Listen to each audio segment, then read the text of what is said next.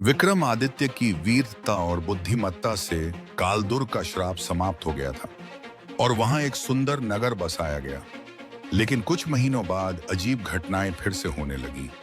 रात के समय लोगों को किले के अंदर से अजीब अजीब आवाजें सुनाई देने लगी। कुछ सैनिक जो किले की रखवाली कर रहे थे, रहस्यमय तरीके से गायब हो गए। राजा विक्रम आदित्य को जब यह समाचार मिला तो उन्होंने तुरंत निर्णय लिया कि वे स्वयं जाकर इस रहस्य को हल करेंगे। विक्रम आदित्य अपने विश्वसनीय सेनापति और कुछ बुद्धिमान मंत्रियों के साथ किले में पहुंचे। उन्होंने हर कोना छाना, लेकिन कोई सुराग नहीं मिला। तभी उन्हें किले की एक पुरानी दीवार पर अजीब निशान दिखे। राजा ने अपने तलवार से दीवार पर वार किया। अंदर से एक गुप्त द्वार खुल गया। द्वार के अंदर घुसते ही वे एक लंबी सुरंग में पहुंच गए।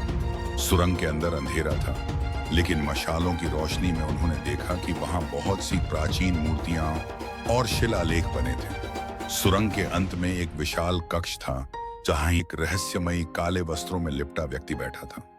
उसने विक्रमादित्य को देखते ही कहा, तो आखिरकार तुम यहां तक पहुंच ही गए महान राजा। राजा ने अपनी तलवार उठाई और बोले, तुम कौन हो और इस किले में लोगों के गायब होने का कारण क्या है? उस व्यक्ति ने हंसते हुए कहा, मैं तांत्रिक कालेश्वर हूं। इस किले में छिपी शक्ति को प्राप्त करने के लिए मैं बलिदान कर रहा था, लेकिन तुमने मेरा पहला प्रयास असफल कर दिया था। अब मैं तुम्हें और तुम्हारे राज्य को नष्ट कर दूंगा। तांत्रिक ने काले जादू से कई भयावह जीवों को बुला लिया, लेकिन विक्रम आदित्य ने अपने पराक्रम से उन सभी को समाप्त कर दिया। अंततः विक्रम आदित्य और तांत्रिक के बीच घमासान युद्ध हुआ। तांत्रिक शक्तिशाली था, लेकिन राजा की तलवार की गति और उनकी अडिग इच्छा शक्ति के सामने हार गया। कालेश्वर के मरते ही पूरा किला एक बार फिर प्रकाश से भर गया। सभी गायब हुए सैनिक जादू के बंधन से मुक्त हो गए। राजा ने उस गुप्त सुरंग को बंद करने का आदेश दिया, ताकि कोई और दुष्ट तांत्रिक दोबारा इसका उपयोग न कर सके।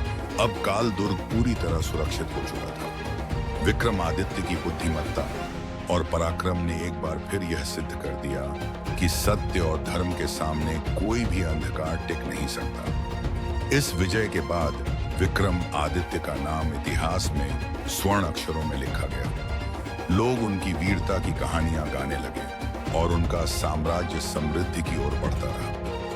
इस प्रकार विक्रम आदित्य ने न केवल किले का रहस्य सुलझाया, बल्कि न्याय और सत्य की जीत को भी सिद्ध किया।